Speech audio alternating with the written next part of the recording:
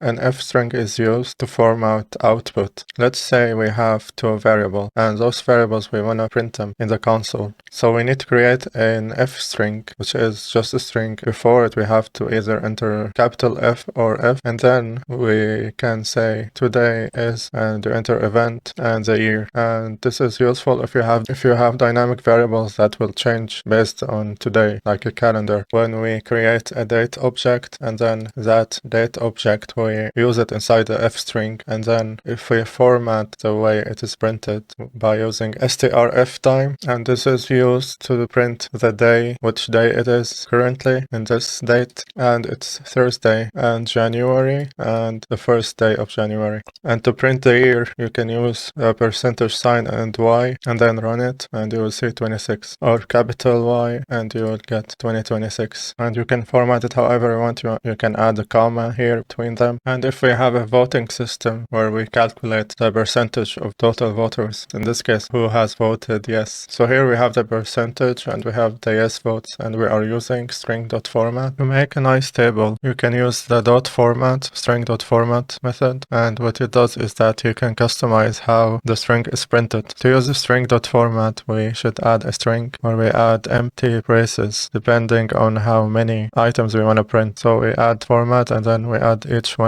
in each order. So if we start from total votes, just total vote, and then yes votes, and then percentage. And now when we print it, we will get this, which doesn't look great. So we can format it this way. We can add here some padding. If we add a 10 padding, you will get 10 on the left. And if we add here as well 10, and now we have also padding on the left of the 42. And now here we can add 5.2. And what that means, we get precision point of 2 decimals instead of getting that huge number. Or we can add 10.2, and we can add those, I don't know what is this character called, these barriers. As you can see, it doesn't look great, so it's better if you center it. So to center something, we use this. The numbers, we add a caret, this one, so we can center them inside, and when we print it, we see that they are all centered. And we can change the padding value, and different numbers need different padding. So this one doesn't look great because it's a longer number. It's not the same as 42 or 85. And we can add the percentage sign to get the percentage of that number, which becomes like this.